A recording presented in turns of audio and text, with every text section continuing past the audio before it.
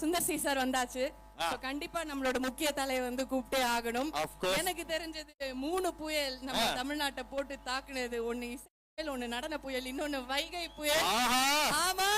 And என்ன body language, அதாவது அவர் சொல்ற மாதிரிதான் நடிச்சா பயங்கரமா இருக்காரு, சிரிக்க வச்சா நம்மள உருண்டு உருண்டு சிரிக்க வைக்கிறாரு.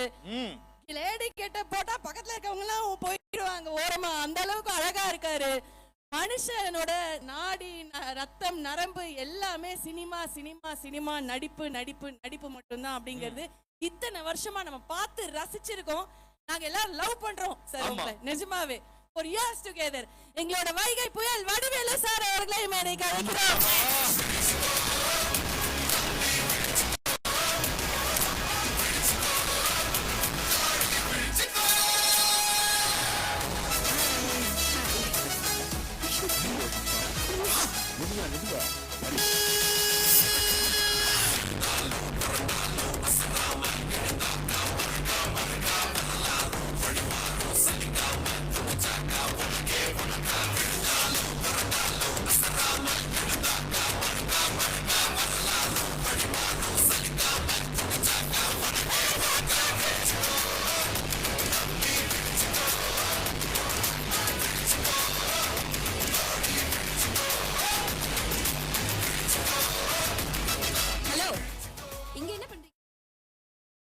ஆஹா, நல்லா இருக்குல்ல. எனக்கு வந்து இந்த காம்பினேஷனை பார்க்க எவ்வளவு வருஷம் வெயிட் பண்ண வச்சிட்டீங்க சார். ஆமா, அதாவது யூடியூப்ல திருப்பி திருப்பி, அதாவது பழைய படங்கள் அவங்க நடிச்ச படங்களே பார்த்து பார்த்து இப்ப அப்படி ஃப்ரெஷ்ஷா கேங்கர்ஸ்னு வர போறாங்க பாத்தியா, ஏப்ரல் 24. அப்படி இருக்கு எனக்கு. அண்ணே வணக்கம்ண்ணே, சந்தோஷம்ண்ணே உங்களை சந்திச்சதுல. சலூன் கடை சண்முக மொமெண்ட்னு எனக்கு. அந்த மைக் வேணாமா, நீ பேசுற மைக் நல்லா இருக்குன்னு வாங்கி. ஓகேண்ணே.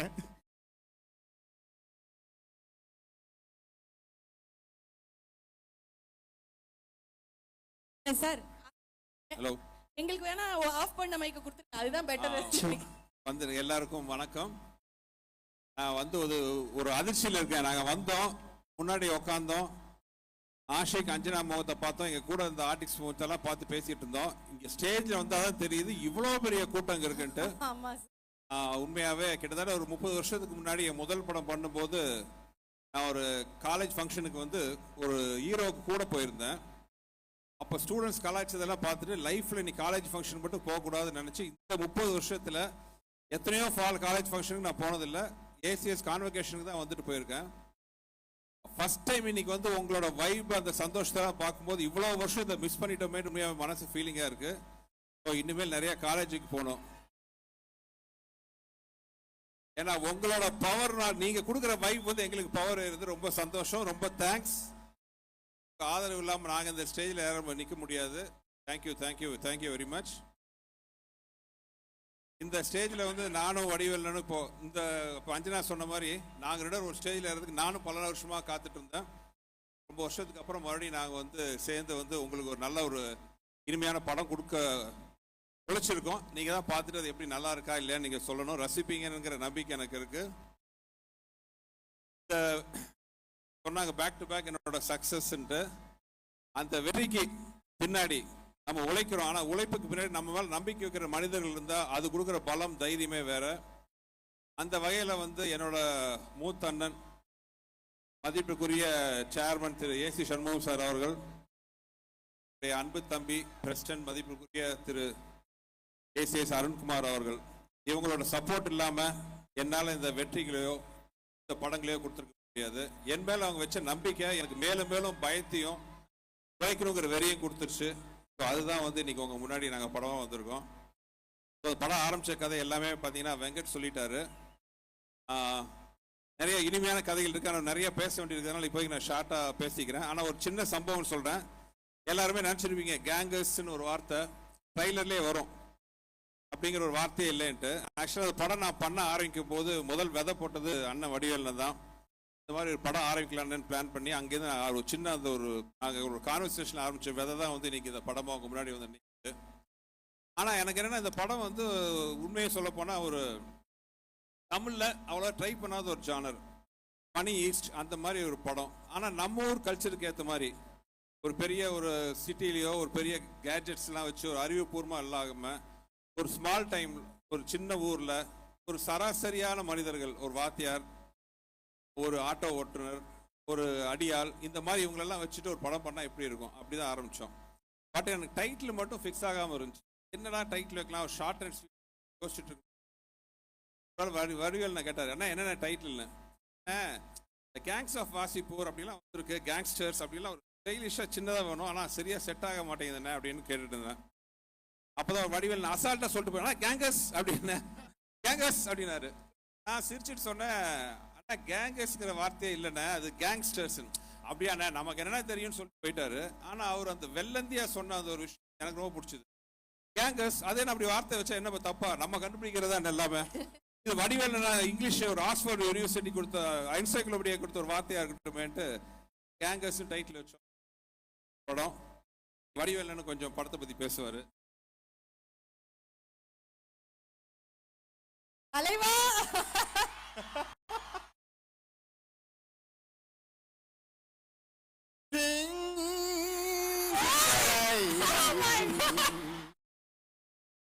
I am swinging in the rain.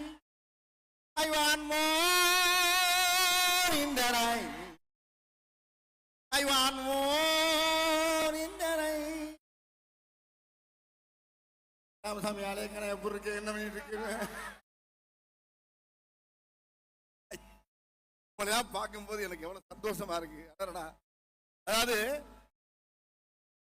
முதல்ல சுந்தரண்ணன் சார்பாகவும் என்னுடைய சார்பாகவும் முதல்ல புரட்சி தலைவருடைய இதயத்தில் வாழ்ந்த இதயக்கணியாக திகழ்ந்த அருமை ஐயா ஏஜிசியாவ அவர் பாடம் தொட்டு அவரை முதல்ல அதாவது கேங்கர்ஸ்ங்கிற படத்தை ஆடியோ ஃபங்க்ஷனை அருமையான இடத்துல இருந்து துவங்கியிருக்காங்க.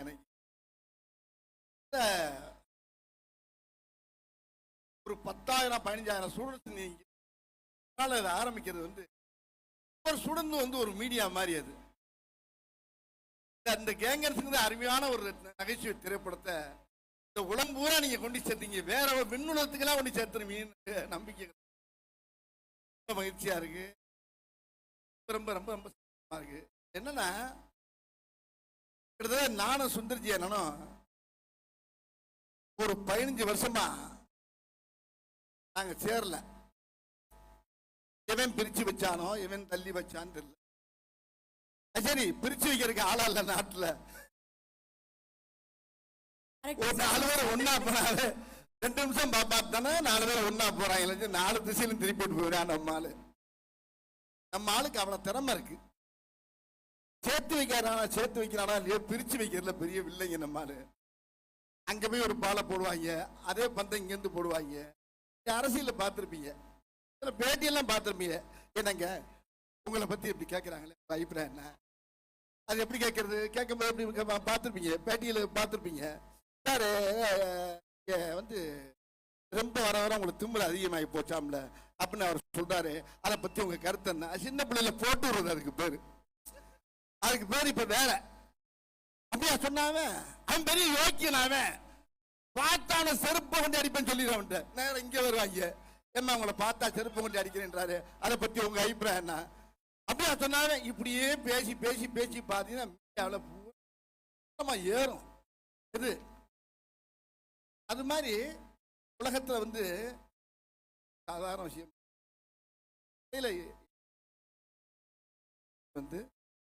15 ஆண்டுகளுக்கு புரிஞ்சது பெருசா தெரியல. ஆனா நேற்று பண்ண படம் மாதிரியே இருக்கு. நாங்க ஒரு வின்னர் படத்துல சேர்ந்த மாதிரி சேர்ந்து ஒரு மிகப்பெரிய அருமையான ஒரு படத்தை கொடுத்து சொல்ல முடியும்னு நினைக்கிறேன். அது சுந்தர்ஜி அண்ணன் கூட சேரும் போது அது அருமையான ஒரு காம்பவுண்டு. அவர் கூட இருக்க டெக்னீஷியன்ஸ் பூராமே அருமையான ஆட்கள். ஒவ்வொருத்தரும் பார்த்தீங்கன்னா ஒரு புத்திசாலி, ஒரு கேமராமேனா இருக்க, அவர் கூட இருக்க அசிஸ்டன்ட் வெங்கடு, மனோ, பத்ரி, இந்த மாதிரி கேமராமேன் நம்ம எல்லாருடைய உழைப்பும் பார்த்தீங்கன்னா டீம் ஒர்க் இவர்கிட்ட தான் நான் நிறைய பார்த்துருக்கேன்.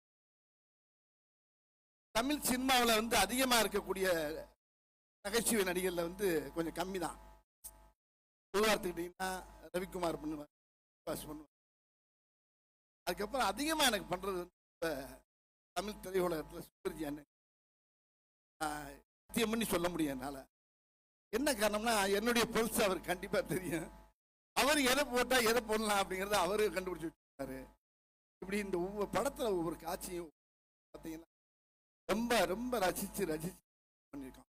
இந்த வெங்கட் என்னுடைய தம்பி அசோசியேட் டைரக்டர் சொன்ன மாதிரி எப்படி இந்த படத்தில் நாங்கள் இது பண்ணோம்னா, நான் என்ன நினைக்கிறதோ அவரை பேசி வச்சிருப்பாரு அவரு. அதே மாதிரி அவர் என்ன நினைக்கிறாரோ அதை நாங்கள் 2 பேரும் சேர்ந்து பேச. இதுல ஒவ்வொரு காட்சியும் அமைகிறது வந்து 2வது விஷயமா இருந்தா கூட இது சும்மா பேசணும், பேசி முடிச்சு இமிடியட்டா 35 நாள்ல அந்த படத்தை நாங்கள் முடிச்சோம். இது ஏன் இவ்வளவு சீக்கிரம் இந்த படம் முடிஞ்சு இப்படி நடத்த சரியான ஒத்துழைப்பு கொடுத்தது ஐயா நம்ம மதன் சார் அவர்கள், ஐயாவுடைய அந்த தயாரிப்பாளர்களுடைய இந்த படத்தை ரொம்ப சிறப்பாக எங்களுக்கு பெரிய வெற்றி படமாக்கி கொடுத்து இந்த மேடையில் பேசும்போது எனக்கு ஒரு வெற்றி விழா மேடம் மாதிரி உங்களுக்கு கேட்கக்கூடிய நீங்க என்ன கேட்குறீங்களோ, நீங்க என்னென்ன மீம் கிரியேட்டர்ஸ் இங்கே நிறைய எக்கச்சக்கமாக இருப்பீங்க, நல்லா தெரியும். ஒவ்வொரு ஸ்டூடெண்ட்டும் எல்லாம் ஒரு மீம் கிரியேட்டர்ஸ் தான். உங்களுக்கு வேண்டிய தீனி ஏகப்பட்ட இறை அந்த படத்தில் நிறைய இருக்கு. அதனால நீங்க தைரியமா குடும்பத்தோட உட்கார்ந்து தியேட்டர்ல உட்கார்ந்து இந்த படத்தை பார்க்கணும். அப்பதான் அந்த படத்துல எப்பயுமே தனியா உட்கார்ந்து ஒரு படம் பார்த்து தானா சிரிச்சோம்னா நம்மளே பைத்தியம் மாதிரி நினைப்போம். அப்படி பார்க்க கூடாது. தியேட்டர்ல உட்கார்ந்து கும்போட பார்க்கும் போது அந்த மூலையில ஒருத்தன் சிரிப்பான். அப்ப ஏன் சிரிக்கிறாங்க போது அங்கிருந்து ஃபயர் ஆகும் பாருங்க. அப்படியே கூட்டம் அப்படி மொத்தமா குடும்பத்தோட உட்கார்ந்து கூட்டத்தோட உட்கார்ந்து பார்க்கும்போது ஒரு நகைச்சுவைக்கு என்ன பவர் இருக்கு, இந்த கதை எப்படி போயிட்டு இருக்கு, எப்படி அங்க பார்க்க ஒரு அருமையான வெற்றி படத்துல எல்லாரும் குடும்பம் நல்லா விழிச்சு ஒரு வரைக்கும் 10 தடவை பார்ப்பீங்க. இந்த படத்தை அமைச்சு கொடுத்த டைரக்டர் இதுக்கு வந்து முழுக்க பெரிய அவருடைய டைரக்ஷன் தான். அவரோட சேர்ந்தனால தான் இல்லை நல்லா நடிச்சிருக்கேன்னு நினைக்கிறேன். நாளே நடிச்சு புரியல, ஏன்னா என்கிட்ட என்ன இருக்குங்கிறப்ப அவர் அழகா எடுத்துருவார் அவர். அதே மாதிரி அவர்கிட்ட நான் கேட்டு வாங்குவேன். மாதிரி இசையும் நல்லா வந்திருக்கு. என்ன நீங்க வேற கேள்வி கேட்கணும், அங்க இருந்து ஆரம்பிச்சீங்கன்னா ஆமாண்ணே இப்ப நம்ம அம்புழுக்கலாம். ஓகேண்ணே. அது என்னன்னா இந்த நேரத்துல நீங்களும் வாங்கம்மா கேளுங்க முதல்ல. அதாவது என்னன்னா இந்த தருணத்துல நீங்க 2 பேரும் சேர்ந்து நம்மளுடைய ஸ்டூடெண்ட்ஸோட ஒரு குரூப் செல்ஃபி எடுத்தா நல்லா இருக்கும்னு சொல்லி பாக்குறோம். இவளு வேறு கூட சேர்ந்து எடுக்கிறதுக்கு ஒண்ணு நான் நடுவுல போய் நிக்கிறேன். ஆனா இல்ல இங்கிட்ட இருந்து கேமரா மட்டும் தூக்கணும்னா நம்ம பிள்ளைங்க அந்த கேமரா ஃபிளாஷ் லைட் வச்சிருக்கீங்களாப்பா, எல்லாரும் ஃபிளாஷ் லைட் போட்டு ஆன் பண்ணுங்க. இந்த மொமெண்ட் அப்படியே கேப்சர் பண்ணிக்கலாம்னு ஒரு அற்புதமான நம்ம கிட்டத்தட்ட மதுரை அழகர் திருவிழாவை ரீக்ரியேட் பண்றோம். ஆமா அப்படியே நம்ம பசங்க பண்ணிடுவாங்க. வரக்கு போறதுக்கு முன்னாலே எல்லாரும் all the flashlights on please. தங்கங்களா நமக்காக தானே அந்த போன்ல சார்ஜ் வச்சிருக்கோமே, ஒரு கடைசியா ஒரு வைப் பண்ணோம் அப்படிங்கிறதுக்காக. Thank you எல்லாரும் போன் ஆன் பண்ணுங்க. everyone faculty உங்க இல்ல ஹஸ்பண்ட்க்கு ஃபோன் பண்ணுமா மேடம்? நான் அப்புறமா என் ஃபோன் தரேன் மேடம், நம்பர் தெரியும்ல, ஆன் பண்ணுங்க.